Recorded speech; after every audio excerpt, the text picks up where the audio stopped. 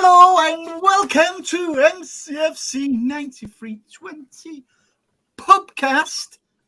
And we are here on the back of a fantastic, stupendous 3-1 away win at a very tough place in West Ham. Good evening, Stan. Good evening, Paddy. Good evening, Anne-Marie. Good evening, everybody in chat. Big Morg. It was sent out to you, mate. You trust me. You're getting it. It was there about your mug. I'm not mugging you off. And we've got somebody joining us, and he's got two things up. What? You got two things up. Yeah. Welcome, Martin. Welcome, everybody in the chat. What a great victory it was yesterday. We're going to talk about it in depth. And the second part of the show, I feel we've got to speak about. Can we call it hatred against Jack Grealish by sections of fanboys and stuff like that, and fangirls, as the case may be, or fan gender neutrals, as the case may be. I'm just getting a little bit sick of it now. People keep saying to me, well, don't follow them then. I don't. You just see it all over social media. You don't have to follow it to see it. So let's get off with a good one. Great. We'll start with you, Anne-Marie, seeing as you're flying a plane tonight. What? Have I missed something? No, it's because I'm wearing my headset, Martin. Either that, All right. She's going to be in steps. You heard I it. did a stand then. Went over my head. Bloody hell! I'll tell you what, it must be high then. Let's start off. As I tweeted a little bit earlier, Anne-Marie, or X'd earlier, and yesterday after watching the match, I thought Doku was, clear man of the match. I watched the match in full today. Alvarez is getting it from, I think Alvarez was man of the match. He was fantastic. Yeah, it's an interesting one because I think because of the goal, and he did give the West Ham defence a run around, Doku will probably get the majority of votes. But when you watch the game in full, like you say, and you watch individual players, and Alvarez was brilliant. That free kick was where it hit the post. I mean, he was so unlucky. And then you look at it and you think, well, Haaland could have had 4 or 5 again yesterday, but didn't, for whatever reason, the chances didn't go in for him. And it was interesting again to see how play changed when we made the substitutions with Núñez coming on. I think it's all promising for City. It's encouraging to think that we've started the season so well, and we're still only 5 games in, heading to our 6th game. 5 straight wins. 5 straight wins, yeah.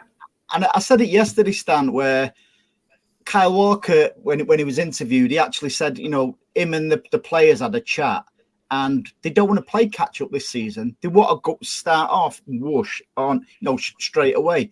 And I think that's evident. That. But by the way, I loved 2 things yesterday. Haaland just kept going, kept going. And the way he left the goal, where he could have tapped it in for Bernardo, that was just class. That, because even though he was desperate for a goal, I just thought that was brilliant. And if he'd have touched it, it'd have been disallowed, Andy.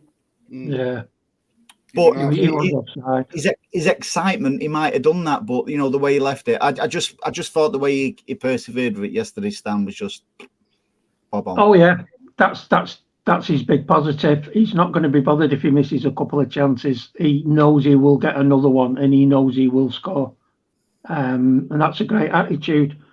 Jermaine Defoe said it right a few years ago. He says he doesn't worry about missing a goal because it's just one step closer to when he does actually score.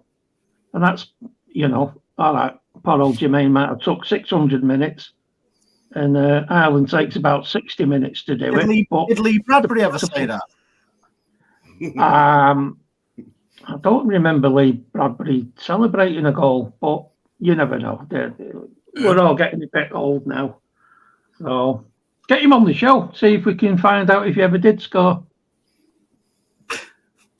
So yeah, it was a great performance all round, Stan, wasn't it? You know, it's just like, it was. I was really. I must admit, I was really. It's not very often when you can go into the backyard of the European champions and absolutely play them off the park in their own, in their own little patio, in their little bourgeois patio down in wherever it is in London they play, East End.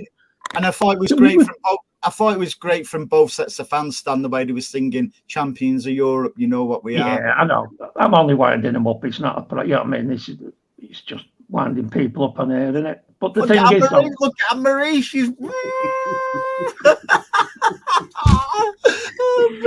because Anne-Marie's, for anybody who's wondering, Anne-Marie, it's bugging Anne-Marie that West Ham fans sing that about the champions of Europe. But you know something, if we was in the same situation, we would, as West Ham, I don't have a doubt City fans would sing it as well, Paddy. Exactly. I don't know how you were able to commentate in the match because it wasn't on TV yesterday, so how did you see it? Me? Yeah. I was at Sheikh Mansour's house. Is this the big news you've got of next week's sponsor? Yeah. No, seriously, I thought it was a great match. I think that West Ham keeper has 15 saves. I'd say 9 of them are from Holland. He was like a cat, but eventually he couldn't keep him out. I seen Duck will get some stick for the goal, the West Ham goal. I wouldn't necessarily agree with that. I've watched that back now several times. If you watch it back and you look at the position of our right back and our left back, where were they? So how did you see it then? Match of the day. Okay. Hey, look at that. Paddy's a winker. The one good thing though is I went over to Ireland yesterday to see my mum, and you could watch it in Ireland at the 3 o'clock kickoff. Couldn't you, Paddy? You can watch it next week, Stan. It's on next week at 3 o'clock. Yeah, but that's yes. Yeah, but you can watch it next week. But that was yesterday's match. Yeah. No, but in true Stephen Ireland fashion, that was my other grandma. The one I'm talking about was one that lives in France. Yeah. So Martin, I've jotted a few names down here: Walker, Alvarez, Doku, Foden, Edison. I thought they would stand out, but also for his late cameo, I thought that Nunes with an S at the end. By the way, you missed someone. Rodra. But that's just, we don't talk like, look, exactly the reason why I've not said it. Read Daniel's comment there. We take that as the norm. I'm talking it. Best CDM in world football. No, absolutely. But the way we should have been ahead, shouldn't we? Without a doubt. Yeah. A little bit. How big is it? I was going to say I was going to regret doing that. No, it was. Funnily enough, I watched the game back. How have you watched that? I said, I'm going to be honest. I watched it on a dodgy stick. I don't care. Didn't really. No, I'm with Pep. I thought the first half, we were better than the second half. You're with Pep? Where is he? No, Pep talk, I think I said it yesterday. The only difference between the first and the second half was we put the chances away second half. Mm-hmm. First half, I mean, go off that chance, was it when hit the goal, hit the post, hit the bar, off that line? It was like pinball. How was it not going in? That was just she's playing Fortnite. I'm Marie's playing Minecraft at the minute. I honestly think to me that was one of them games and results yesterday we'll look back on and not realise how big it was. Mm-hmm. There's not many teams will go to West Ham and come away with a 3-1 win. Nope. Totally You know, I really do think Edison, that guy, if I see anyone slating Edison ever again, I'm just going to lose it. I mean, I'm losing it at the moment. I'm losing it at the moment with the amount of stuff that I'm reading at the moment. But we'll get on to that. That save from the Zuma header was brilliant. He was like a cat. Yeah. Him, Andrew. I thought both goalies were brilliant yesterday. Yeah, both goalies were outstanding. If you look in Anne-Marie from a neutral perspective, their keeper was man of the match. You know, with some of the saves. No question. Speaking about Edison, though, everyone's just going on about that. You know, the save to his left, but he also made a really, really good save at 1-1 from Antonio. You know, he came out and he was quick off the line. I think Edison, you know, he has been criticised for his shot stopping and stuff like that previously. I think, touch wood, I think he's the best keeper in the world by none at the minute. I probably agree because, like you say, his shot stopping seems to have improved. And compared to how he was playing midway through last season to how he's playing now, and even at the end of the season, because that Champions League final, there is no doubt that he saved us, that he won us that. I know Rodri scored the goal, but if Edison hadn't have made those saves towards the end of the game, and I just think whether his confidence is back up to where it was, I don't know, but he's definitely improved. He's far better than his Brazilian counterpart, anyway. Yeah, I totally agree. Stan, what impresses me now more and more, and it takes a lot to impress me, especially when home matches, Edison, I used to be a bit flappy when the ball came to him, you know, when it was on the edge of the box and stuff. It's just, it doesn't even bother me anymore because it is that composed. No, he's done a lot of work, hasn't he, on these the handling, the saving side of things, and actually, you know, being what we would call being a keeper.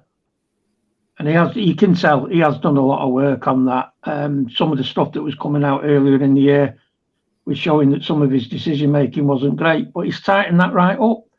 And you know, whether it was Ortega pushing him or he's actually finally got a little bit of competition to make him move, I don't know. But yeah, you're right. Anne-Marie's there. That, you know, he did enough work to stop us winning the Champions League in extra time, which is great because it's always nice to win it in the 90 minutes. So yeah. The thing that worries me though is that he's one of the players now that we're starting to get more and more confidence in them. And yesterday, at no point did I think we were going to get beat. At no point. I just thought we're creating so many good chances. They will go in. They will go in. And I don't know. I don't like it. It's not being a City fan, is it? Played 5, won 5, best attack, best defence. Keeper's on the up. We've got an old-fashioned winger who did really well. Obviously, time will tell on how well he does. If he keeps this up till the end of the year, magnificent. But he'll have a few bad games. Everybody does. And you've got to prepare for that. That's going to come in. But, you know, we talk about so-and-so is doing well. I think the unit is better than its parts, which is some going because its parts aren't bad. That's where I'm at the moment, Andy. I don't know whether or not. Paddy, you know, we can go through the team who played yesterday, but also the players what actually didn't. De Bruyne, you know, wasn't there. Stonesy wasn't there. You know, Grealish wasn't there. You know, Kovacic wasn't there. So if we're doing that with a so-called just 11, you know, what's it going to be like when them players come back? Because listen, everybody, and I don't consider any City players what get dropped. I consider it, you know, tactical. And to be fair, joking aside, we always, and there is other good mugs as well, Stan. Come on, Neither do they. Hey, I tell you what, the irony of what you said there is of the players that we were left out. Jack Grealsih is one. Don't forget him. No, we're not. We'll speak about Jack. You're not one of these. You're not one of these haters, are you? That just because he wasn't there doesn't mean we're going to miss him. We're going to speak about Jack in a bit. Paddy, so let's talk about how City would generally set up. You know, if everybody was available yesterday, you know, everyone was fit and available, I think potentially you would have seen Grealish on the left and Doku on the right. I think it's just because Jack was injured. That's why, obviously, why I do believe Jack would have started yesterday if he would have been fit. But I can see Doku being predominantly on the right. I don't think everyone's gone into Doku Wonderland at the minute, and it's everyone just needs to calm the skin over it, not put too much pressure on the lad. He's coming to a different league. Yeah, he played brilliantly, but as somebody said, and I tweeted it again yesterday about, you know, his touch was terrible for the first goal. I'm not blaming him or criticising him, by the way. It's just an observation. His touch was terrible, but what was disappointing, and I'm sure Pep would have got a grip of it at half-time, was he didn't track back. He just jogged, considering the pace he has got. Yeah, well, look, going back to the parts first, like Stones would have played yesterday if he had been available. De Bruyne would have played if he had been available yesterday. Yeah, look, if you look where he took the bad touch, as you want to call it, it happened inside the West Ham half. So, like, if we're going to concede the ball inside the opponent's half and then concede a goal from it, you have to be looking at the defence, you know. The Walker didn't get back. The Guardiola didn't get back. They never chased back them through. If you look at the far side of the pitch, the way Walker came back, he actually came back slower than Ducker, and so the as we call him, Gaviscon. Like, he was just entering the 18-yard box when the ball was in the back of the net. So, like, you can't, like, I hate that singling out people when it goes wrong when they score. You know, the opposition's entitled to score. You know, that's just the way it is. Mm-hmm. What West Ham did yesterday, we've suffered from that down through the years. We've always been sucker punched by a counter-attacking team. Like, we had 66% of that possession yesterday at West Ham. Was Martin says, like, further down the line when we look back and when you see other teams going to London Stadium and getting hammered, we went there with 3 or 4 of our stars missing. You know, so, like, that was some result in my eyes. Well, we're 5 games in. If this keeps going at this rate, what's going to be like a Christmas? I know. Listen, I went early after the first game, as Martin laughed at me, didn't you? When I said, I said we'll win the treble again. Yeah, that's what I mean. You were 1 game in, and you were on the treble train. But I truly believe it. That was 1 game in, and do you know something? I believed it then. 5 games in, I really believe. I honestly and truly believe it, because we have got that will to win, where, you know, they're looking out for each other, you know, and, you know, they're digging deep. You wouldn't expect that from a team what's so talented, but we've seen it time and time again, Martin, where, you know, we never say die. Yeah. Normally, like I said, we are the ones chasing. The last time we did actually start like this, we finished 3rd or 4th in Pep's first season. So, yeah, I think it's a different team now. Pep didn't have his squad back then. No. Yeah, it's a scary prospect. It's scary. It's mouth-watering. It's also going to cause some real debate when everyone's back. Because you got, like, Pep yesterday, you said Alvarez is undroppable, which I agree with. But then you want Grealish, Docker. Well, what are you doing with Phil? What are you doing with KDB? That's the rotation, mate. I know everyone said, I agree. We can only play 11, but that's what I was going to say before. To Stan's credit, he nails it. He nails it by simplifying it by saying, and I actually used it last night, Stan, on mine show. Pep uses different keys for different locks. Mm-hmm. And that is a brilliant analogy to look at it, because he'll pick a player for a certain Have you role. been reading a dictionary? Who? Andy. Oh. Analogy. You're trying to make yourself look quite clever. No, I said I've got analogies to you. I thought them for a minute. So yeah, Martin, that's the way he does it, and it's easy to say, how you're going to fit a certain player in, but Pep will do that within his rotation, and yeah, oh yeah, 100%. Yeah, 100% it will happen. And listen, I'm not even trying to sound sour here.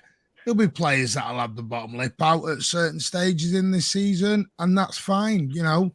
It builds character as long as they don't have a whinge and throw the toys fully out the pram, like some players we've had in the past have done, which I'm sure they won't because they're all professional. I just think it's going to be exciting. But when I think you hit the nail on the head, when we play a Real Madrid or when we play a Fulham, for example, or a Luton Town, you're going to see different 11s. Because Luton are going to play very different to a Real Madrid or an Arsenal or a Liverpool. And like you said, you're going to need certain plays for certain times. Like when you go into Anfield, you don't want to go all out direct attack. You're going to want a little bit more control at Anfield than what you would maybe at a Kenilworth Road when you're playing Luton, for example. So that's where you can use. We've just got to.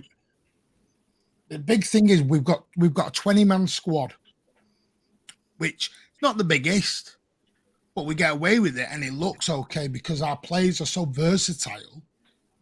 They can play in 3, 4, 5 positions. So look how many we've got out now, though. Well, exactly. And it still looks like we don't miss them. That's what I'm saying, Martin, and that's got to be, a credit to not just our physios and medical team and stuff like Pep and the players. So we've got some big players out at the minute, mate. But then we perform like that. So you'd like to think when everybody's fit, you'll see maybe Diaz. Hopefully you'll see Rodri get some rest, and Haaland will get some rest in certain games, and that is the beauty of what we've got at the moment. We're multifunctional. Wow, another one, Anne-Marie. Multifunctional. I know. I think you swallowed the dictionary. I personally think he's going off a cue card in front of him. Yeah, he's got somebody there behind him working him, hasn't he, Martin? Got someone behind that laptop. There you go. It's full of something, Anne-Marie, and it's certainly not long as dictionary. And we will go straight to the weather. Tomorrow it's going to be... sorry, come on. But seriously, on all joking aside, it's a lovely problem to have, isn't it? That you can cherry pick an 11 stances to pick a particular lock or set up against a particular team, and even having the ability from the bench to change that mid-game. That is a nice problem to have. Yeah, it is, Anne-Marie. It's become an easy problem for Pep because of the way he does. Basically, it gives 99.9% of the players enough game time, doesn't it? Well, I think he does, and in fairness to him, and I can still only go back to one game where I can see he got completely the wrong team, and that was the Champions League final against Chelsea. He seems to pick the right team for each game, and we're seeing the rewards of that, and whether it's good fortune or good buy-in. You look at Kovacic and he looks like he's been with us for years, and to buy a player that can fit into our system so easily. And I think the same will be said for Nunes once he starts to get a good run. It's an absolute joy to watch. And yesterday there was a lot of 3-1s, wasn't there? There was. Stan, do you think now we've finally got somebody who can give when everyone's fit? I should say we've finally got. You all right there, son? Yeah, I'm just listening. All right. Do you think when everyone's fit, we've finally got somebody who can actually give Rodri some rest? Be it Nunes or Kovacic? Yeah. Did you notice again? Calvin Phillips didn't come on, did he? That's where he was going with that, Stan. That's why I was smiling. No, listen. Genuinely, it wasn't. I think with a little cameo yesterday with Nunes, which, by the way, Martin, you remember the conversations I said is the real deal. Yesterday, I think he is going to be the real deal. Blend that with Kovacic and Rodri. I think our midfield. Everyone speaks about our midfield, or even Arsenal's midfield, or it's a great midfield. Ours would absolutely wipe the floor with any midfield. I just think we've got the best midfield group in European football. Yeah, I think the only thing is it's Pep in it, so you can never be totally certain. I mean, even in the fantasy football stuff, people are always frightened to death of Pep roulette, and you're not quite sure whether to pick somebody or not because you don't know what's going on in his head. But you look at those 3 or 4 at the back. One of those 2 defensive midfielders, I think if he's going to carry on doing what he's doing, that will have to be somebody like John Stones or the defender that would then allow Rodri to go forward. Would he trust Kovacic to drop back in defence if needed when we lose possession? So we've got the 4 at the back, and we haven't got huge gaps between the 3 of them for the channels. It's a very tight. What's the words I'm looking for? There's not much room for error. He brought in Rico Lewis because he was a defender, and he didn't play Cancelo, which is why Cancelo saw his backside. He didn't understand why an 18-year-old lad was getting in front of him. But do you remember just before that World Cup, we were a little bit wobbly. So I don't think he quite got it right in his head. And he does need a defender in there. Now, when he has had a defender in there, or a more defensive-minded player like Kovacic, that's allowed Rodri to get forward, and that's been great. But to be fair, we've not played any big teams yet either, have we? Well, we was told Newcastle was going to be a big team this season, but it's. I but think Paddy, you're missing someone, Stan. But You're Paddy, right. No, go on. Go on, Andy. Sorry. Paddy, it's the manner we put. Listen, you can look at the Newcastle result, mate, and think, oh yeah, it was only 1-0. It wasn't just a 1-0. It was an absolute battering of a 1-0. It's a fine line between 1-0 and 1-1, obviously. But I think the way we've started the season off, it's going to be a very, very scary season for our opponents. Yeah, look, I think for the big matches, like the next to the Real Madrids and the Liverpools and the Arsenals, I think that 11 is going to pick themselves. There's not going to be any much room for discussion around that. Like the best 11 will be on the pitch, and the rest of them will just have to kind of suck it up. But it's easy to suck it up when everybody's winning. It's when stuff starts going wrong, you're not getting results, and then you're thinking, well, I'm better than him. Why aren't I playing? Like Pep has never had to contend with that. Like Stan, in fairness to him, and they give him credit, he's definitely changed my complete mindset in terms of players getting dropped. Players are rotated; they suit a particular style or system to what we face. Like sometimes, you don't always need a sledgehammer to break a nut. So maybe he could take Rodri out of a match and put in Nunes and Phillips or Nunes and Kovacic or whatever the combination he wants to play. Yep. He'll risk assess every game and think, okay, we'd give Rodri half an hour, or we'll give the lads a half an hour, 45 minutes, see how they're getting on, and maybe need to put Rodri on the second half or whatever. Like, it's complete. He doesn't play the same system for every game. The only system he plays consistently is ball retention. Yeah. Which is what Grealish gives us. Martin, before we get on to Stevie's point, I just want to show you something and get your thoughts. Manchester United.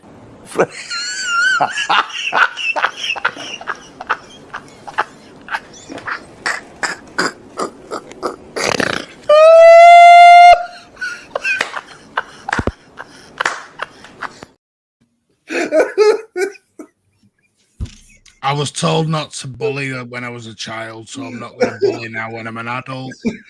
Hey? Bullying. What is United fans? It's like kicking a dog when they're down injured. Can't do it. They kicked us for 34 years. So, Marty. So, what Stevie said there, would Pep play Stones as a midfielder if needed? Yes, if needed. But I think now.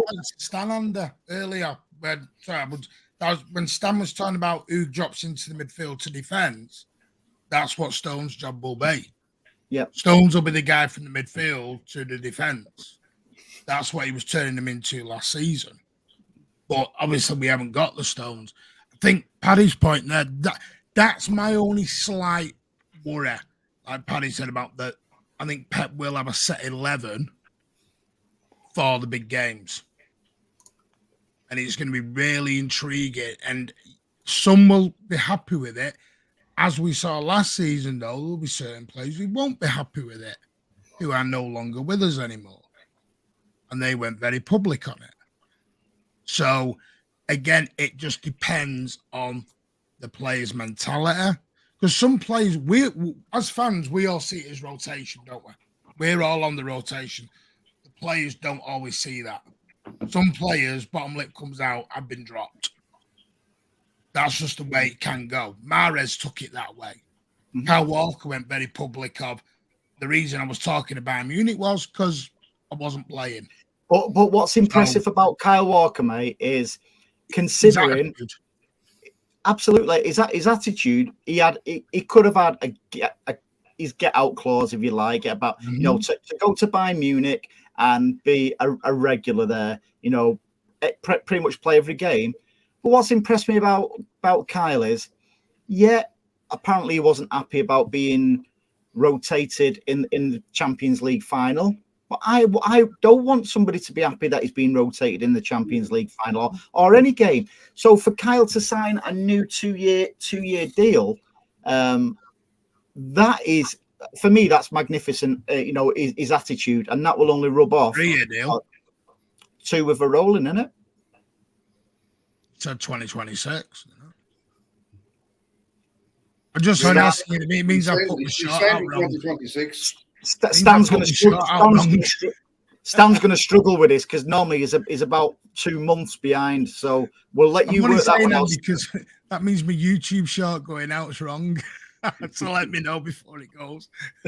So his attitude is second to none. And by the way, what a promo that was of him signing his deal. I just think that was just absolutely. Did we nick that off Burnley? Did we go to Burnley's camp to nick that one? I just think City's media department for stuff like that is second to none. Brilliant, absolutely bonkers it was. And it's just on that point about players' mentality, about getting dropped and stuff like that. Like Pep quite openly said that Mahrez never spoke to him when he didn't play him, and Pep loved it. Yeah, he loved it. He says, "I'd love to see him annoyed." He says because he trains better when he's annoyed. He says when I drop him, he never spoke to him. He says he walked past me in the corridor. He put his head down and walked past me. He says, "I'd love to see that from a player." I do, and a lot can be said about. I think it's different in a Cancelo situation because the guy seems born for trouble. But when you see it positive, for me, it started off that solid mentality for me and with Nathan Ake last season, the way he stuck at it the season before, stuck at it. Now we're seeing the same with Kyle Walker, where, it could have been, like, as I say, he could have took the easy route, Anne-Marie, couldn't he? He could have gone to Bayern Munich, but Kyle Walker at the moment's undroppable. I thought he was fantastic yesterday. I really do. He was, and I have to say, he was very good this afternoon in the Stamford in Hale, having his Sunday dinner. But he didn't have a drink. I wasn't paying that much attention. It would have been. That means he didn't have anything out. Sorry? Kept his pants. Yeah, everything was undercover. You're right, Martin. Did he, Anne-Marie, did he have a carvery with a sausage? No. Was he commando? Pigs in blankets. No pigs in blankets, no. Just a good Sunday roast. So yeah, and that's good because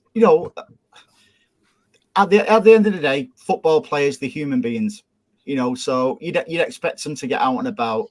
I tell you what, though, Andy, one thing that nobody ever thinks about is when players think, right, I want to move on. Just how hard it must be to have to work day in, day out with Pep Guardiola. You do a slight thing right, and he'd be there, and he's there. He's even into the faces of opponents. If you do this or do that, and do this and do that and do this, and he couldn't wait till the dressing room, and he was having a few words with Earl, and he's doing this, he's doing that, and that's down your head every single day. That pressure down your head all the time to make sure that you give 100% of the time. I tell you what, a few of them will just mentally crumble and walk anyway. I'm not surprised not many lads stay on at the club. No. Probably mentally savaged. You've got to be unbelievable. How can you put mentally and savage in the same sentence, you? Quite easily. Bloody hell, I lack your self-awareness. So Paddy, did you see yesterday Paqueta and hugging Pep and the backroom team? Yeah. Yeah. See him match of the day, yes. It wasn't Did you showing hear what he said, though? He had one of them. Paddy, he didn't show He's up. got a VPN. No, he's got a VPN like me. He had didn't they have one of those lip readers on to see what they said? And when he went over to the lad, he said, "See you January." Yeah. Did you get in January? What position do you want me to play? Did you get that money on the yellow card in injury time? Yeah. Allegedly. On a serious note, actually talking about Walker, who's the official captain now? The Bruyne is No out. one yet. No one It's going yet. to be announced next week. This week and next week. And the winner is Pardo. Oh, contact us later on, buddy, and let us know which mug you want, mate. So I've said And the you word. can't buy Andy. If it gets delivered by a well-known courier service, just check the hedges 15 houses down. You'll find it, no problem. That's when you used to be one, Stan.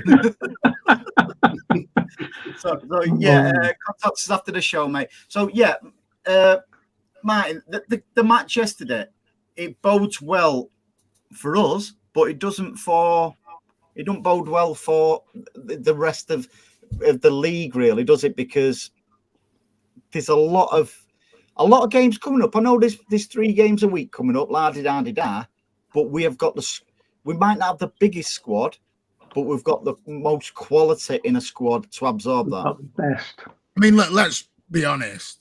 If I said to you right now, name your next 2 good opponents for your next 2 games, you're not looking much past Red Star Belgrade and Nottingham Forest, with all due respect. And I don't mean that in an arrogant way. I mean it in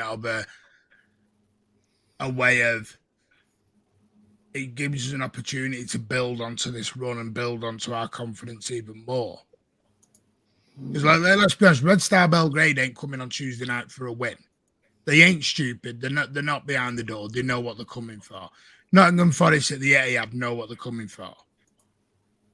So it's a chance to really stretch those legs get some momentum going. I'm not saying, we're going to beat them or thrash them. I'm saying, like with all due respect, it's not Arsenal, it's not United, it's not Liverpool. So, it's a real, and we got to remember, we're talking 5 games. You got a Super Cup as well in that you won as well. So you're talking 6 straight wins. And we're still effectively 2 weeks behind everybody else. Exactly. And you've got 4 key players still out as well. You imagine it, Nottingham Forest, and you could roll out Kovacic, Grealish, and John Stones. Not many teams can do that. No. And that's the beauty of it. On a side note, Mikel Arteta today, he dropped. They are crap. Sorry. He dropped. I nearly said Harry Ramsden, then Anne-Marie. He dropped Ramsdale today. That's not good. To me, that seemed. And by the way, I can't stand Arteta. He is an absolute whopper of the highest order. But I can't see Arsenal challenging us. For me, it's Liverpool, and I've been impressed. Who have you been impressed with apart from Liverpool? For me, I think Spurs have picked up a bit of momentum. Brighton. United. I'm really impressed with United. I'm not sure if they'll get in the top 4, but I quite like Villa. I think they're going around things the right way. But I can't get past their manager looking like Mr. Bean. Well, by the way, all the best to Roy Hodgson, by the way. Just mention Miller, remind me of Palace and Roy Hodgson. What Mr. Bean reminded you of Palace? No, Roy Hodgson got put into hospital, didn't he? He was doing well on Saturday. I like Roy. I like old Roy. Royston Hodgson. He's a bit like you, Stan. He's been around the block a few times. A few bits have fell off. I think his wife got a bit bored with him going into retirement and kicked him back out the house again 6 months later. Go back. So who can you see, Stan, being our? I'll go round and who can you see being our title rivals? What will finish at least 10 points behind us, by the way. 10 points. He's struggling there. 15 points, you'd probably say Liverpool. I think Tottenham will be there. I think they will, I don't think, Do you want to think about it? Well, they're all dropping points, aren't they? And I've not really been that impressed with any of them. Have you seen anything of us? You seen anything of what? Have you seen anything of City? I think City. What do you want me to say? I think City will challenge City. Obviously, I've seen City. I don't know. We'll do all right. So. So you reckon potentially Spurs, Paddy? No. I agree with Stan. I know we're only 5 games in, but I can't see any of them. I know Liverpool have got a few results, but Liverpool have been fairly jammy to get them results. Arsenal are shocking. That crowd across the road, we won't even mention them. Chelsea are diabolical. Spurs will do a Spursy. The wheels, they'll miss Harry Kane's 30 goals a season, 25, 30 goals a season. They're not missing it at the minute, but they will miss it eventually. So at the minute, and it's very, very early to kind of be predicting, but at the minute, I can't see anyone coping with us. I don't, and that's why I went early on Marie with me treble. Who can you see finishing at least 10 points behind us? I think because of who they are, I think Liverpool, because you're guaranteed at some point they'll get dodgy decisions going their way. But I don't see anybody really. I think we'll win it easy, if I'm honest. and I'm looking at 4 in a row, which has never been done before. That above all else is the most important for me. Isn't it weird, Martin? Because listen, you always get City fan, especially old school, very old school like you. They're always a bit cautious, aren't they? But every City fan I speak to, they're more than confident that we're going to walk the league. Is that a dangerous thing, or is that a reason to be confident? I said the biggest rivals would be Liverpool. Then I watched him yesterday and I thought if Liverpool were playing City or someone half decent, that have got absolutely tanked. I watched him yesterday and I thought that's Wolves, and Wolves should not be getting that many chances against you. Because if that was City and that was Haaland, they'd have been 4 down before Liverpool even got rolling. They'd have been out again. So the simple fact is, our biggest threat, and this again going to sound so arrogant, is ourselves. I think there's a lot of truth. I think, to be honest, mate, there's a lot of truth in that, because it's the squad, it's the fixtures, and it's how far we go in each competition. It's managing a 20-man squad. And then people going, why do you keep mentioning 20-man squad? Because 3 of those are goalkeepers. I know, but Edison can play in midfield. Just so with that. That's the biggest thing. It's our medical team have done miracle workers for 3-4 years, and they don't get enough credit. They really don't. The physios, the psychologists, everything, the scientific guys behind the scene, and I think they're going to have to be up there again this season to keep us. It's one of them. How far do you get ahead before you start that? Oh, you know what I mean? Because what you don't. I think because we're so used in our own heads of doing the tortoise and the hare, and we're always the tortoise. Well, we're not the hare, are we? No, but well, you're not. I am. Now we're looking like the hare. Last time we did it, we did Centurions. So. That's my big thing. That's my only concern a minute, is how long we can keep this going. So BB there, Beyond Belief says, all right, you've mentioned the Centurions, mate. BB's put, I'd rather be Centurions again than Invincibles drawing 11 games. They'd ignore it if we did it anyway. Look at what we were the first to do in the FA Cup without conceding a single goal in open play. Yeah, and a lot of people don't see stuff like that, do they? Where, we've done the 100 points. We've gone through, we've not, like he quite rightly says, we've not conceded a goal in open play in the FA Cup. A lot of our records, and what Stan said yesterday, another one, we beat the European champions in their own backyard. We are breaking a lot of records. But we'll never get the recognition for it, because it'll always be tainted. But there's not a fan in that Premiership or the Championship wouldn't want what we have. They're pure and jealous, and that's another thing. I'd love to see them getting annoyed. What's what, Anne-Marie? What's the one thing Ferguson said would never be done? We'd never win it in his lifetime. Apart from that, he said that nobody would ever win all the domestic trophies in one season.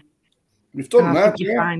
We've done it, and yet it never gets talked about. Never talked about the treble. He said the treble wouldn't be done. Did you hear? So much. Stan, did you hear what Fergie said that time as well? He said, "I can read the situation." I tell you what, no, right. Name me the odd one out. Anne-Marie. The 100 points. We win. The 100 points. And the 100 points. We've all got hair. The domestic sweep of the Invincibles. Which is the odd one out?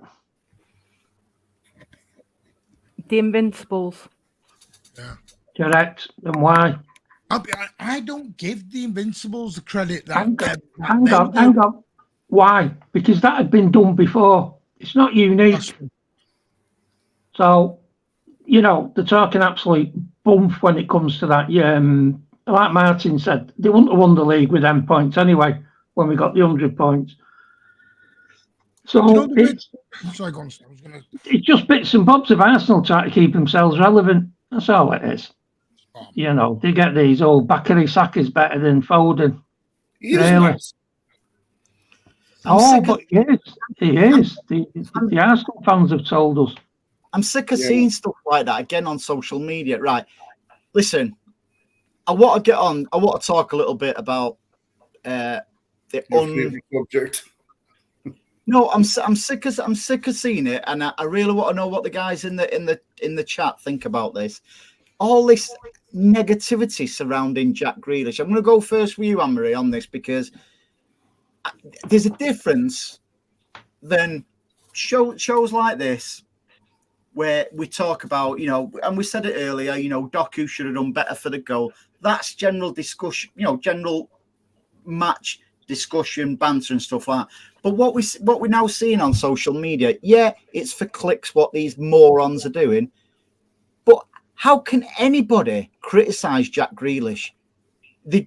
I think people are trying to drive him to be the next Gaza, where he's going to fall off the edge of a cliff, and it's unfair because there's a lot of mental health going about and stuff like that now. Do people not think that players read stuff like this? I think it's a bit like there was a discussion on Sky this morning because Sheffield United's goalkeeper, was it Foderingham, received a lot of abuse after a game, threats to his family and different things. And they were chatting about it on Sky. They were right in what they were saying. It's keyboard warriors. So you've got these people that are sat there typing whatever they want to type, directing it at whoever they want to direct it to, without giving a thought to how that impacts that person. And it's not even about making themselves feel better. What it's doing is making them feel like they're the big I am, because I can say what I like to you and there's absolutely nothing you can do about it, which is wrong and which isn't actually the case. But the other aspect of it is, and I know everyone thinks I had this issue with Mahrez, which I did, but what I found was that in his first year or two with City, you'd get to the end of the season and they'd have Player of the Year. They'd do it on the MEN and whatever else, and you'd see the polls and you'd see that Mahrez would be winning it, and you'd be thinking, but that's absolute rubbish. And it's what it is that because these things are going out, freely on social media, you're getting the fanboys voting. So the actual best player in the team might not get the votes, but you've got, and this is going to come out wrong, however I say it, but fanboys, overseas fanboys. Yes, overseas fans. You haven't got half of Africa voting for him. Just say it how it is, Anne-Marie. This is freedom of speech on our channel. I know, but I don't mean it in a bad way. It's just that's the reality of it. Mm-hmm. So you'd get Mahrez topping a chart that he should never have been at the top of, and it's all become too open. And it's for me, it's the same with. So City, after every game, they bring out they have like the newsletter that they bring out after the game, and it tells you all the different stats and whatever else. And then it says, do you want to be in with a chance to win? Usually the man of the match, signed shirt. And I'm going to stake my life on it that very few actual Mancunians win the signed shirt. Well, we've seen things like, the club obviously has to change, globally and stuff like that. But it doesn't sit well with me where we win the treble and all of a sudden the next destination is in Kuala Lumpur or something, you know, for the trophies. You know, it's like straight away there. Here's what it is. Stan, let me ask you a question regarding this. I'm not going to call it a hatred for Jack Grealish. Do you want to know what I would do if I was a football club, football manager? I would say to my players, you are banned off social media. Deactivate all your accounts. You are not going on social media, because all these muppets then wouldn't have the firepower, because it's okay just typing something in. So when I say it's okay, I don't mean it's okay to do it. For people to type, say for instance, Jack Grealish is rubbish on Twitter or something, but they're actually atting Jack Grealish, so it's going directly to his account. And for me, that is unforgivable. So I would ban social media for players. It's funny you say that. It's funny you say that, because it leads into something I was going to say anyway. That what I would do if I was a manager is just say that you can go on you can go on social media, but you just don't use your own name, and then nobody would know who it is they're sending it to. So you can see what's going on, and if they put, you know, Bill Smith's the complete whatever. I mean, a bit like Smith, you. It's never going to get there. Yeah, because I mean, you know, well, again, it's for work reasons, so people do it, and it's fair enough. You can still have your point of view, and you can still have your saying, you can still what's going on, but nobody will ever get it back to you. But there was a really, really interesting thing that I read this week. Phil Neville and Jill Scott swapped. Gary Neville. It was Gary Neville, wasn't it? They swapped Twitter accounts for a week.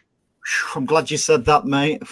Right, and as you can imagine, Gary Neville was getting the usual Bernard Manning diatribe of, like, you know, where you should be playing and all this, that, and the other, and, you know, because people thought it was Jill Scott. They were giving it, you know, perfectly good rational explanations, complete load of garbage. Shouldn't be doing this, shouldn't be doing that. Jill Scott was doing stuff, nothing about, oh, you know, Gary Neville, he should be this, and this. Obviously anti-United stuff and anti-Gary Neville stuff, but not to the degree. And he actually said he found it was a lot easier for him that week, because the abuse wasn't abuse directed straight at him. Whereas, you know, the other way around, it was like, it was sexism. It was just pure sexism. But that's what you've got in this country now. People, we've said it a lot, that years ago, you only knew the idiot who lived round your way. Right? Now, everyone can get on there, and every village idiot is on there. So you're thinking, where have all these idiots have come from? They've always been there. You just didn't give them the airtime or the platform to do it. And unfortunately, that's what's happened with social media. You can't ban it, and people have got their own point of views, but blimey now. You're right, Stan. People do have their own point of views, and they're entitled to it. And I get that completely. But it's where do you draw the line? Where do you cross, you know, because too many people now are crossing that line, and what they're not realizing is that, yes, they're offending somebody, they're being, you know, dismissive or being, you know, offensive towards another person, and at the same time, because of the way the world is now, you apply for a job, they don't just look at your CV.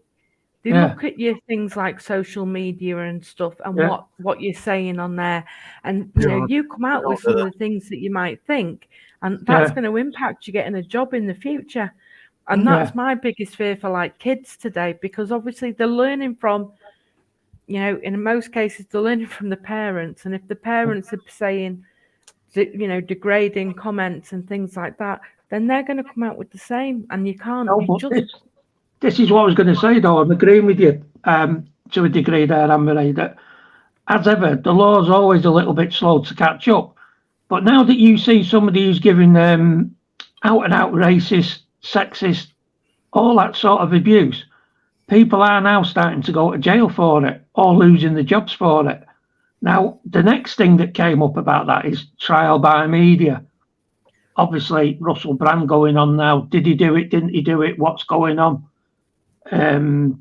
there's been loads, Michael Barrymore, there's been loads of figures. You know, they're just two that come off the top of my head. So again, it is very difficult to know where to draw the lines. But that is the society that we've got. And those traits, as you say, Anne-Marie, they are learned.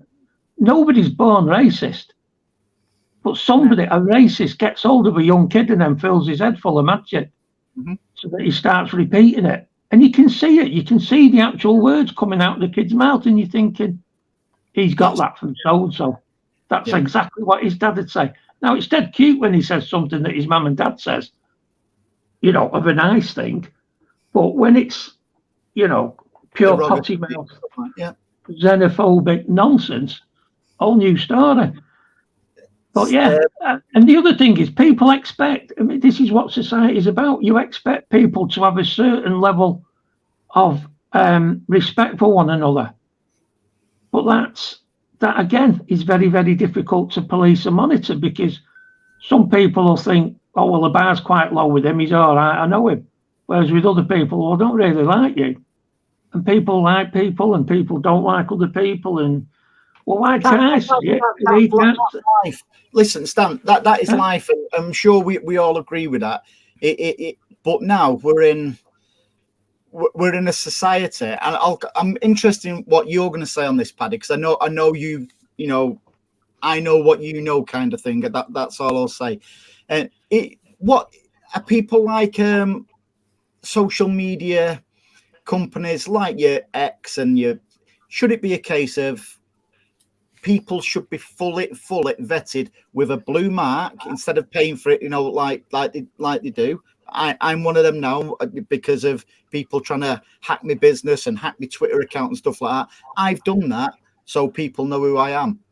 But should there be something in place now where you've got to be fully vetted, prove who you are to be allowed on these platforms? So you get, say, a blue tick or whatever colour tick, you know, they want to put. So people can be accountable for all this hate, you know, within social media, because it's all right saying people are going to prison and that for stuff like that now. However, people can use VPNs and stuff like that. People can buy mobile phones, you know, what don't have to be registered. So we should be governed now by stronger forces, if you like. Well, just your earlier point about banning the players from social media, I wouldn't agree with that at any level, because they're the biggest one, and I will never ever agree to that. The thing is with them players, I think the most of them have a PR company around them anyway, so they're not actually answering most of the tweets. So they're probably deleting the tweets before somebody puts at Jack Grealsih in it, so he never sees it. But most of the vile or most of the hate is coming from false accounts. Nobody who is a verified account, or like, I'm not a verified account, but my own name is on the account. But it goes back to, like, no, the way I was brought up, or like, if you wouldn't say it to somebody's face, you shouldn't put it online. But like, that's okay for the ordinary Joe Soap, and stances, the kids do whatever the parents are doing, and so the cycle begins again. Monkey see, monkey do, sort of a thing. But like, you don't have to go. Like, I have a major bugbear, right, with Sky. Mm-hmm. I don't understand why Sky puts somebody's nationality beside them when they're putting the name up on the screen. Why is that flag beside them? That is a great point, you know. Yeah, that's something I've never noticed, but you know, yeah, the other thing, Andy, is you have Sky reporters, Gary Neville, number one, that Irish fella, that Miguel fella, whatever you call him, Delaney, him, that moron. I'd love to meet him in the dark alley. Just to see, get to know him a bit. But like, you have the likes of them, right? Talk Sport, all them, the Sun, the Mirror, all them different newspapers, all them different kind of social media platforms. Goldbridge on Talk Sport. He's there because people interact with him. If people wouldn't interact with him, he wouldn't be there, and Talk Sport wouldn't have him. But they're allowed to use the word Arab. They're allowed to use the word oil money. They're allowed to use any derogatory term for our owners. So, like, if you were to substitute Arab and replace it with black, there'd be a court case in the morning. And effectively, it is the same thing, and it is racism. But I am interested, like, from Martin and Anne-Marie and Stan and maybe the guys in the chat as well. Why do Sky, and I have emailed them about this, why are you putting somebody's nationality beside their name? It's immaterial. He's a fucking Man City player. I don't want to know where he's from.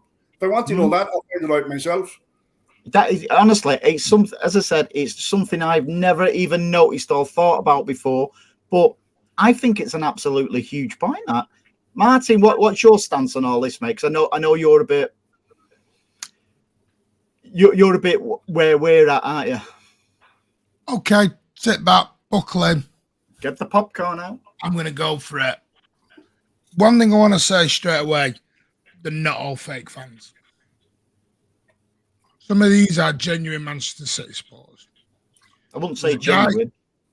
No, there was a guy yesterday who was a very known Manchester City person with a huge following on X, 55,000 followers, who publicly has worked for a former City aggregator.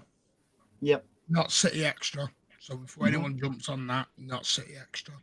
Yep. Who publicly came out and went, they hope Jack Grealish never plays for Manchester City ever again. Yep. But that's okay, Martin. And I quote. No. But it's the fact. My issue is, but he said because it was a docu. Right. But that's his opinion. He's not being hateful. He's not being racist. That's his opinion. Like, he's entitled to it, just the way we're entitled to ours. You don't have to necessarily agree with him. All right then, Paddy. You do a tweet and say, I hope Riyad Mahrez never plays for Manchester City again, you won't get the same response. I agree with that because of the fan. You just wouldn't. If you're willing to put yourself up there for people to take pot shots at you by tweeting this controversial shit, well, you deserve everything you get. I have no problem if you don't like Jack Grealish or you don't like Alvarez or you don't like Foden, no problem. My issue is when they say there is no agendas. I love them. Just own it. Be honest and own it. Man up. Man up. Or, by the way, again, human up. So we're getting everyone involved. No, and I don't mean that in a derogatory way. No, we now have to be careful with certain terminology now, haven't we? Yeah. It's like I've heard this debate. I think someone called Doku Raw. Can't say that. You're not allowed. Why? Because it was the way. It's the way some people will take that word raw and the way it's used. Because the trouble is with X or Twitter or social media, there is no context to any of it. It's like a text message. When you get a text message or you get a WhatsApp message, you don't know any of that context unless you've been from the beginning. You don't know unless someone puts a smiley emoji or a laughing emoji, you don't have a clue whether they're happy, being serious, or whether they're fuming with you. How many arguments? Everyone has done this as human beings. We've all had arguments across messaging and WhatsApp because we haven't got a clue what the context of the whole conversation is. I totally agree with that. And that's something. My issue with Twitter. It's a faceless situation. Mm-hmm. There is no, this is the law, and it's quite true. Everyone is entitled to an opinion. What people forget is that doesn't mean there is no consequences to your freedom of speech. You can have freedom of speech all day long. Doesn't mean there's no consequences to what you're about to say. There's the difference. And what's bugging me is, the thing is, what bugs me is the media hate us. Everyone hates us around the world. This is the time when the fans need to pull together. But what we're doing is let's win the treble and pair everyone about because he's my favourite, you're my favourite. And mention, I think I watched a player, you all know, you all watched him, played right back for Manchester City, Richard Edgill, who absolutely got destroyed mental health wise because of the abuse he took by City fans at Main Road. And they weren't overseas fanboys either, were they? They were Mancunians. Because Richard Edgill had his whole career destroyed by some Manchester City fans and the way they treated him. So, and the real sad thing is here is instead of going, you know what, Jack Grealish, like you said earlier, Jack Grealish can be used in a game we need a bit of control. Doku can be used when we want to be a bit more explosive. You know, it's not even move. It was like when Jack Grealish got injured, fans were celebrating it. I hope he has an ACL. No, and they are genuine City fans, Paddy. They are, because I know them. I know them. You can't. They are genuine. That'd be like games. That's the equivalent of a turkey voting for Christmas. Exactly. It makes no sense. If you're celebrating an injury to a key player of your team, well, there's something mentally wrong with you. You know, I think what Martin's trying to say there, and I get it because I've seen the same shite, to be honest. That is so if say and we'll use those two players because that seems to be the social media hot topic at the moment. Doku, I'm even seeing who's the better winger, Doku or Grealish. Go and shove your head firmly up your ass. They're different kinds of players. Grealish isn't a winger, by the way, just to throw that one out to me. No, but listen, going back on topic, what I was saying there is people will be happy. Some people, you know, get it the minority, but at the moment, minorities are getting the louder voice on the shite. They want Grealish injured, so Doku gets a good run in the team. That's wrong on every single level because, and I'll say it again, stand right, different keys for different locks. We should, you know, we're not going to be successful forever and ever and ever. I hope half of these Muppets absolutely go and follow Chelsea again or whoever because it leaves a sour taste in my mouth. Anne Marie, all this what I'm seeing is people are saying, yeah, don't follow him, but on social media you see it because people retweet it and stuff like that. So you see stuff. Can I give you a little tip there, Andy? And I know I'm blue in the face from telling you not to follow people or stuff like that. I have a 3-strike rule with that. People I follow them because of their content. But if they're retweeting that stuff, that hatred and all that stupid shit, if they do that 3 times on my timeline, they're gone. But some people, like sometimes I retweet stuff not as an endorsement. Yeah, but you're not retweeting hatred or nonsense against City. But some people will retweet the hatred, hoping that the person tweeting it gets the bulk of it. That's naivety. So, like in an ideal world, people just block them and report them and block them. But the social media world unfortunately doesn't work that way. And it's really annoying me. And Martin touched upon it then, the way we should all be together. But at the moment, there's a lot of different splinter groups. I don't think that's realistic because even when you go back to the days of Main Road and the Division 2 and stuff like that, like I know from my group of friends, the all City fans, we all had different players, or we didn't like Anne-Marie didn't like Morris, you know, but she didn't like him for a valid reason because he didn't track back, whatever. We all have that, you know. We all have our kind of favorites and not so much. That's okay. We've always had that back along the time, but now it's just vile and nasty and personal now. Yeah, that's the problem. And can I say, sorry, jump out because wishing an injury on Twitter, you've got to be careful on Twitter because it now works like YouTube. Because people now get paid on Twitter for doing certain tweets. You can get paid on your tweets. So if they know you're a City fan, and whether it's good, bad, or indifferent, even if you blocked him, because Andy was saying it last week, and I did some research into it, and that it works like an algorithm.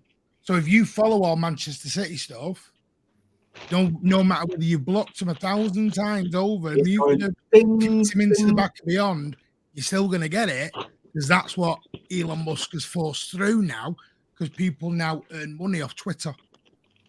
I do want to say one thing regarding Anne-Marie and Mahrez, and Paddy sort of like touched upon it then.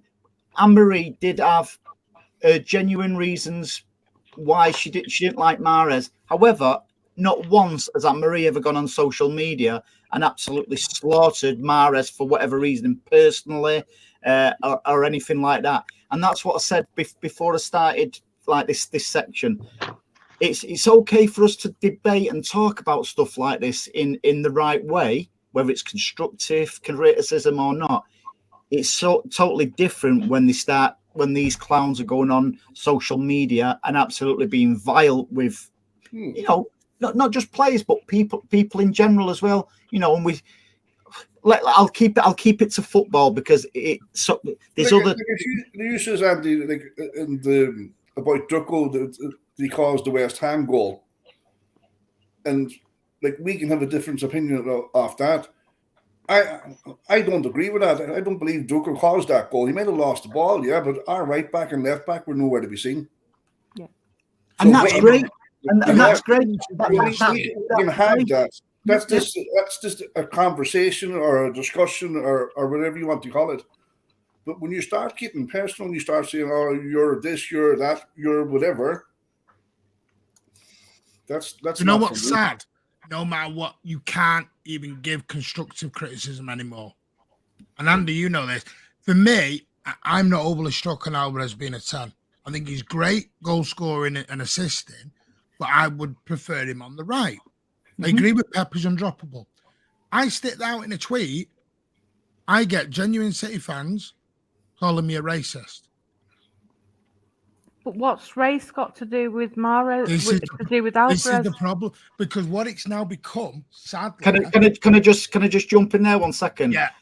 I know what Martin's just said there is true because I've actually seen the tweets in the thread of what Martin said. So you can't even do constructive criticism because what it's now become, and this is what's so sad. Doku, Alvarez, and who was the other one? There was somebody else. Are foreign players. Foden, Grealish, and Phillips are English players. And what it's become is a little bit of tit for tat. So you get a lot of the local fans defending Phillips, Foden, and Grealish. And then you get the fans from abroad defending Doku. Have you had a stroke? You were. I'm just glad Richard Edgill wasn't on social. There's no social media when Edgy was about. Sorry, Martin, we lost you then, mate. You froze. Sorry, I was wondering. Thought we were doing Celebrity Squares then. Not strike it, looker. But and the sad thing is, no, stop it. Didn't mean that. But it's become now. The local fans are going to defend their English. It's like I say, people. Foden's getting a lot of stick at the minute. And then, that was the other thing I got. I think you saw it, Andy. You only want Alvarez out wide because you want your golden boy in the middle. And? Your golden boy, did you buy him? No, because I'm English, Stan. No, I'm just That's taking what I them mean by the golden boy. You're English, he's English, you want the golden boy in. Why can't we, like I said, there is enough stuff being thrown at our football club. That's the cost 5 years. We could pick a starting 11 for next week against Notts Forest. And we won't agree. The starting 11, the 5 will probably be different. And it must be a few and far between because the way I see it, City players, anybody who pulls the shirt on, I support. I couldn't care less whether they've got 12 legs, 14 arms, or whatever. If they've got a City shirt on, I support them. You have your favourite. The best about it is we're all entitled to our own opinions. Who should be starting? Who should be doing this system, that system, whatever. They're basically you did bring up. Gordon shouldn't be starting. They're basically saying Pep got it wrong. Yeah, society's changed. That's the problem. There's a famous song we all sang over a certain fullback that we had. We could not sing that anymore. We sang that now today, we'd get lambasted for it. Mm-hmm. And you all know the song I mean, and you all know the person I mean. We'd get destroyed for it. Which one? The guy who scored the own goal against Middlesbrough. But you know we couldn't sing it now. You'd be lambasted for singing that. I tell you what, though, Martin, you did bring up an important thing earlier. Context. I mean, I know, and emojis were invented to try and put a little bit of context so that if you are joking, you can put a smiley. That's why they're there. But this is why these sort of things work so much better when there's people in a pubcast or a podcast or whatever, where you can talk, and then when somebody says, what hang on a minute, what do you mean there? You can then clarify it if you've not said something particularly clear. Or you say, well, this is what I'm trying to say, but I can't think of the words, and then other people will help you. You can't do any of that on Twitter. Not enough words. Says, in a pub after the game, like you would in the old days. Sit in a pub, have a debate before or afterwards. But and it is. Context is crucial. And what is it I always say, Paddy, Anne-Marie and Stan? It's not how a message is written, it's how it's received. And that is the biggest problem of a lot of problems, whether it's an email, whether it's a text message or what we see now with social media posts. Right, guys, we'll call it a wrap there. Anybody else got anything before we go? No, let's hope the blue moon can eclipse the red star. I think Anne-Marie, did you want to say something, Anne-Marie? Sorry. No, it's all right. I was just going to say, it's just one of those general things about Twitter. It's like even when you do pass a comment on football, from my point of view, the number of times that I've had a response back to get back in the kitchen or to go back to do my ironing. And it's just like, well, you can well imagine if I actually saw the person in real life, they'd be getting like a... Go on, tell him. Well, I know Andy does it all the time. No, he doesn't. But it's like a standard response. Why have you switched us around there? Why was you pointing to Paddy? Hey, don't point to me. No, Paddy is a total gentleman. Thank you, Anne-Marie. Yes, Am Anne-Marie, am I? No, you're just a grump. Well, there's work to be done, Andy. Your first message this morning in that group after 8 o'clock this morning was given out. You don't think, Andy, we're all blues. We're all here for the same thing. Absolutely, mate. I don't get it. We're spending too much time arguing with ourselves. And you know what? Guess who picks the team? Pep Guardiola. None of us. So they're all pointless arguments anyway, because we're all falling out when Pep's the guy who chooses. And Pep's on his burner account laughing at all of us. Yeah. No, absolutely right. We need to. Right, listen, we've not even had time to speak about what's that? Who we're playing next, Martin? Red Star. Well, you can come and discuss it tonight at 10 p.m. No, what they call, Martin? Red Star Belgrade. No, what they call now? I haven't. I've got my pronunciation ready for later. If you thought Galliscrum was bad. No, I've got Pat for that. Pat's yeah. We'll park it out, Martin. Do you want to tell us about your show? What's coming up later, mate? Yeah, we're going to have a chat about Red Star Belgrade tonight, 10 p.m, and I will say the proper pronunciation of the team.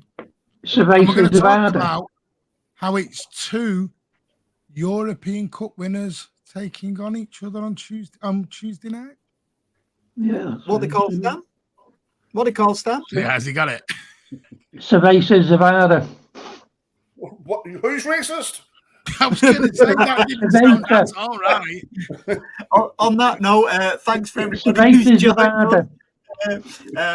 Thanks for, as always, love seeing the interaction in the chat and stuff like that. Listen, Pardo, drop us a message in a bit, mate, and we'll sort that mug out for you.